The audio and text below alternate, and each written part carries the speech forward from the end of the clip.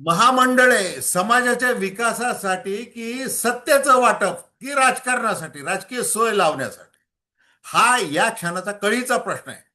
आता ज्या दिवशी 29 ऑगस्टला मनोज जरांगे पाटील अंतरवाली सराटीमध्ये आपलं उपोषण सुरू करणार आहेत, त्याच दिवशी दुसरं एक उपोषण, बेमुदत उपोषण जालन्यामध्ये सुरू होणार. परशुराम आर्थिक विकास महामंडळाला कमी निधी का, पूर्ण निधी का देत नाही, या मागणीसाठी उपोषण होणार. महाराष्ट्रातल्या राजकारणामधला एक धक्कादायक विषय अजून असा आहे, ज्या सरकारनं 2024 मध्ये विधानसभा निवडणुका डोळ्यासमोर ठेवून एकामागून एक समाजासाठी आर्थिक विकास महामंडळ जाहीर केली, आज त्याच महामंडळांच्या अध्यक्षपदांची आणि संचालक पदांची वाटणी भाजप, त्याच्यानंतर एकनाथ शिंदे यांची शिवसेना आणि अजित पवार यांची राष्ट्रवादी काँग्रेस यांच्यामध्ये एक फॉर्म्युला चर्चेत आलेला आहे. म्हणजे समाजाच्या विकासासाठी महामंडळ की सत्तेच्या वाटपासाठी महामंडळ, हा प्रश्न. एका बाजूला महामंडळाचा निधी मिळत नाही म्हणून समाजाचा प्रतिनिधी उपोषणाला बसतो, दुसऱ्या बाजूला त्याच महामंडळाच्या खुर्चीसाठी राजकीय वाटाघाटी होतात. आणि प्रश्न इथं संपत नाही.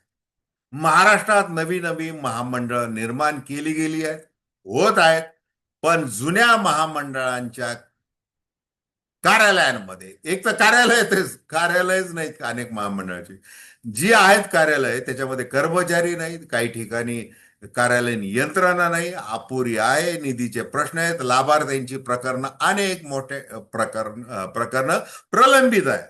मग सरकारला एक प्रश्न आहे आपला, महामंडळ समाजाच्या आर्थिक विकासासाठी आहेत की निवडणुकीनंतर कार्यकर्त्यांच्या राजकीय पुनर्वसनासाठी आहेत? आज आपण या संपूर्ण व्यवस्थेचा हिशोब पाहणार. नमस्कार, जय महाराष्ट्र. मी डॉक्टर अनिल फळे. माझी आपल्याला विनंती की चॅनल सबस्क्राईब करावं, सबस्क्राईबचं बटन दाबावं आणि आपली प्रतिक्रिया बिनधास्तपणे नोंदवावी. हे बघा, महाराष्ट्रात विविध समाजाच्या आर्थिक विकासासाठी महामंडळांची व्यवस्था उभी करण्यात आली. महात्मा फुले मागासवर्ग विकास महामंडळ, अण्णाभाऊ साठे विकास महामंडळ, संत रोहिदास चर्मोद्योग आणि चर्मकार विकास महामंडळ, वसंतराव नाईक विमुक्त जाती आणि भटक्या जमाती विकास महामंडळ, अण्णासाहेब पाटील आर्थिक विकास महामंडळ आणि त्यानंतर गेल्या काही काळामध्ये विविध समाजासाठी स्वतंत्र आर्थिक महामंडळांची मालिका सुरू झाली. रामोशी, वडार, गवळी, लोहार, शिंपी, आगरी, गुजर, लेवा पाटीदार, नाथपंथी, आणखी अनेक समाज. प्रत्येक समाजासाठी आर्थिक विकासाचं स्वतंत्र माध्यम उभं करणं ही संकल्पना चुकीची आहे असं म्हणता येणार. पण प्रश्न असा आहे, महामंडळांची संख्या वाढली, मग समाजाचा आर्थिक विकास किती वाढला, किती झाला, हा प्रश्न आहे. आणि सर्वात महत्वाचं उदाहरण आपण बघू. अण्णासाहेब पाटील आर्थिक विकास महामंडळ, हे महामंडळ काही नवीन नाही, 1998 मध्ये ते स्थापन झालेलं आहे. सरकारचा तो एक महत्वाचा उपक्रम आहे, चांगला आहे, त्याचं स्वागत केलं पाहिजे. आज त्याच्या अधिकृत पोर्टलवरील आकडेवारी काय चित्र दाखवते? 4,19,331 जणांनी माहिती घेतली, 34,874 जणांना पात्रता प्रमाणपत्र मिळालं आणि तब्बल 1,76,901 लाभार्थ्यांना बँक मंजुरी मिळाल्याची माहिती या अधिकृत पोर्टलवर आहे. म्हणजे अण्णासाहेब पाटील महामंडळ कागदावरचं महामंडळ नाही. मोठ्या संख्येने लोक त्यांच्या योजनाकडे येत आहेत, पण प्रश्न पुढचा आहे. जसं बघा, नरेंद्र पाटलांनी त्या मॅनेजिंग डायरेक्टरवर आरोप केलेला आहे.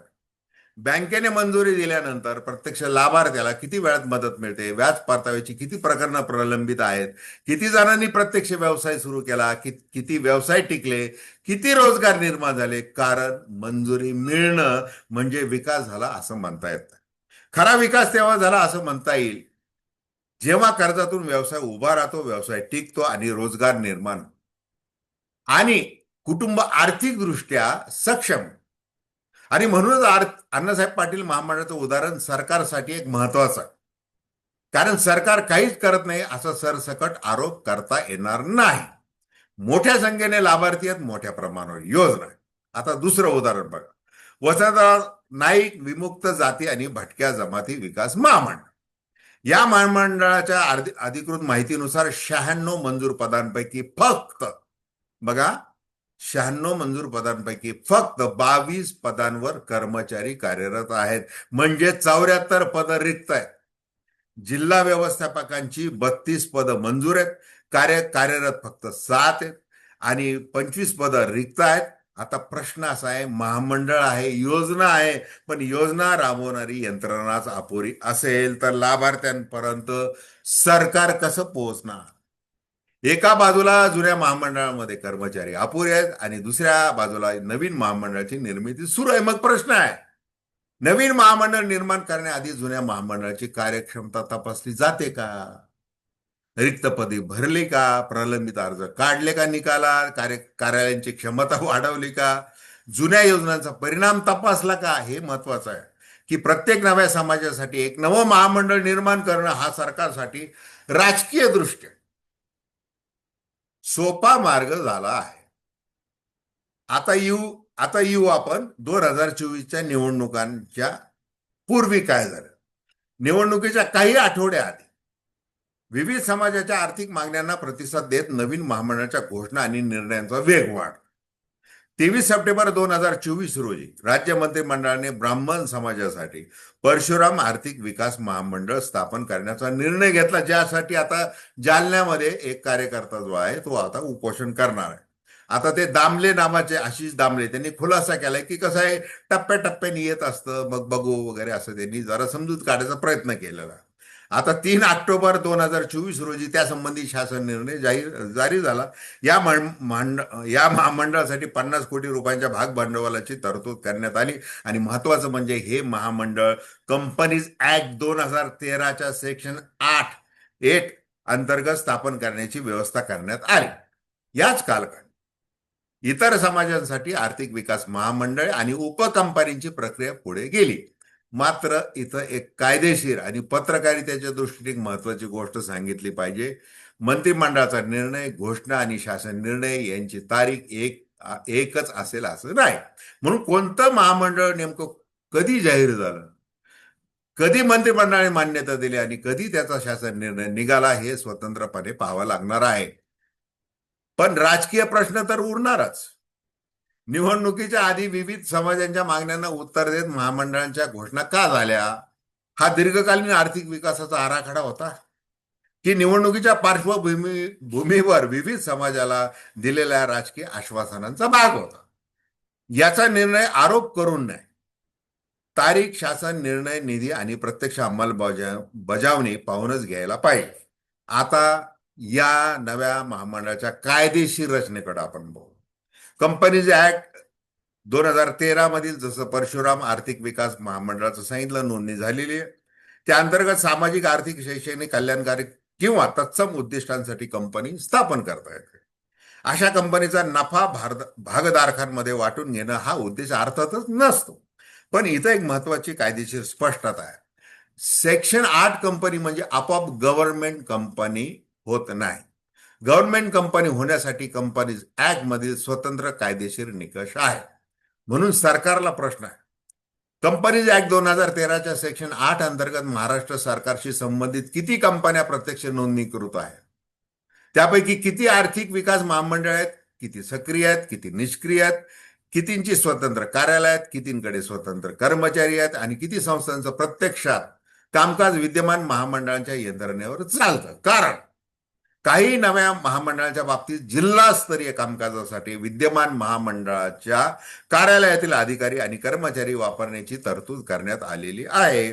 आता या संपूर्ण प्रकरणातला सर्वात मोठा राजकीय मुद्दा, महायुती सरकारमध्ये महामंडळाच्या अध्यक्ष आणि सदस्यांच्या नियुक्त्या बराच काळ राखड.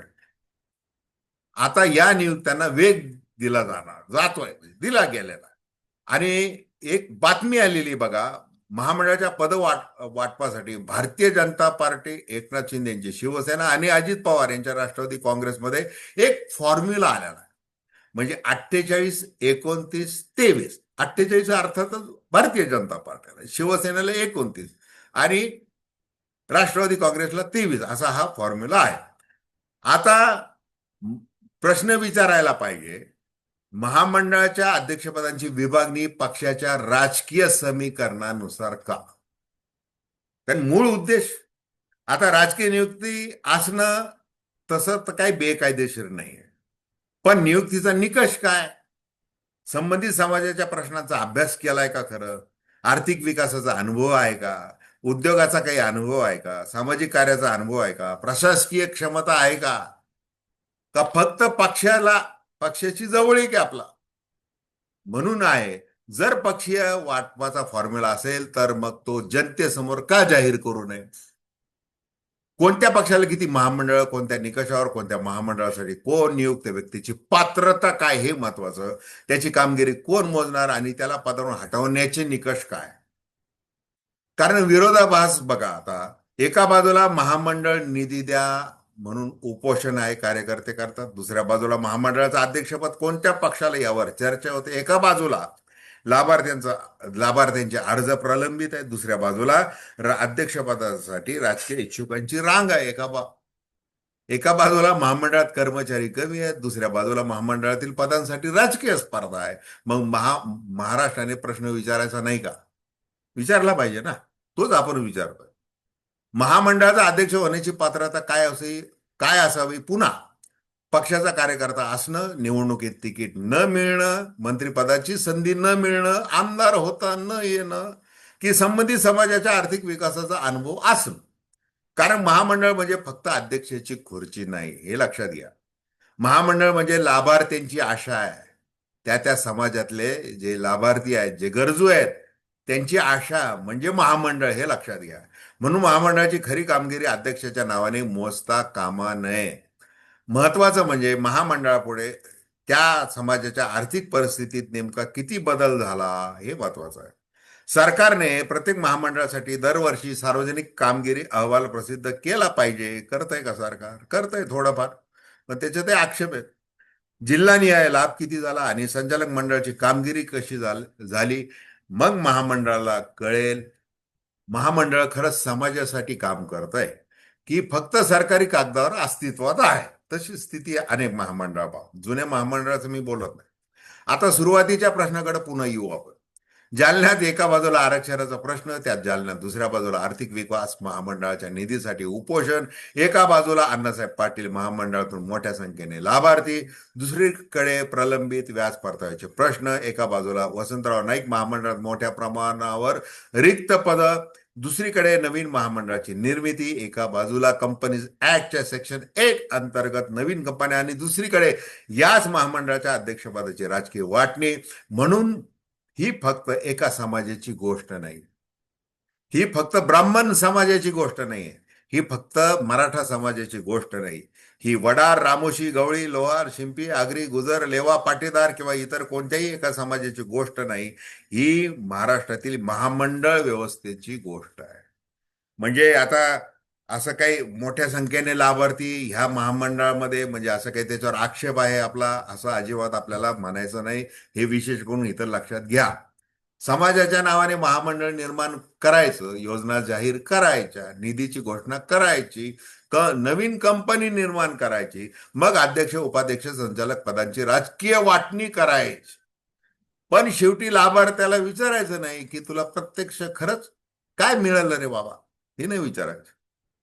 म्हणून सरकारला आज काही थेट प्रश्न आपण विचारले पाहिजेत. पहिला प्रश्न, महाराष्ट्रातील सर्व आर्थिक विकास मंडळांना गेल्या 5 वर्षात किती निधी मंजूर केला, प्रत्यक्ष किती दिला? म्हणजे घोषणा झाली पण प्रत्यक्ष किती दिला हे महत्वाचं आहे. दुसरा प्रश्न, किती महामंडळांमध्ये अधिकारी कर्मचारी पद रिक्त आहे? तिसरा प्रश्न, कंपनीज ऍक्ट 2013च्या सेक्शन 8 अंतर्गत महाराष्ट्र सरकारशी संबंधित किती कंपन्या प्रत्यक्ष नोंदणीकृत आहेत आणि त्यापैकी किती आर्थिक विकास महामंडळ आहेत? चौथा प्रश्न, महामंडळाच्या अध्यक्ष आणि संचालकांच्या नियुक्तीसाठी पक्षीय वाटप होत असेल तर संबंधित व्यक्तीच्या पात्रतेचे निकष काय आहेत, जसं आपण त्याच्यावर चर्चा केलेली आहे. पाचवा आणि सर्वात महत्वाचा प्रश्न, या महामंडळांच्या पुढे महाराष्ट्रातील समाजाच्या आर्थिक जीवनात नेमका किती बदल झाला? कारण समाजाने सरकारकडे महामंडळ मागितलं होतं, महामंडळासाठी खुर्ची नाही मागितली. समाजाने निधी मागितलाय, पक्षीय वाटप नाही मागितलं. फॉर्म्युला 48, 29, 23. समाजाने आर्थिक विकास मागितला होता, राजकीय पुनर्वसन अर्थातच मागितलं नव्हतं. आणि म्हणूनच महाराष्ट्राच्या जनतेचा अगदी स्पष्ट प्रश्न आहे, महामंडळे समाजाच्या विकासासाठी आहे की सत्तेच्या वाटपासाठी. आणि त्याहून मोठा प्रश्न, समाजाला महामंडळ मिळालं, पण त्या महामंडळातून समाजाला काय मिळालं हा महत्वाचा प्रश्न. कारण महामंडळांची खरी किंमत त्याच्या अध्यक्षपदाच्या खुर्चीत नाहीये, ती लाभार्थ्यांच्या बदललेल्या आयुष्यात आहे. आणि ती मानलं पाहिजे.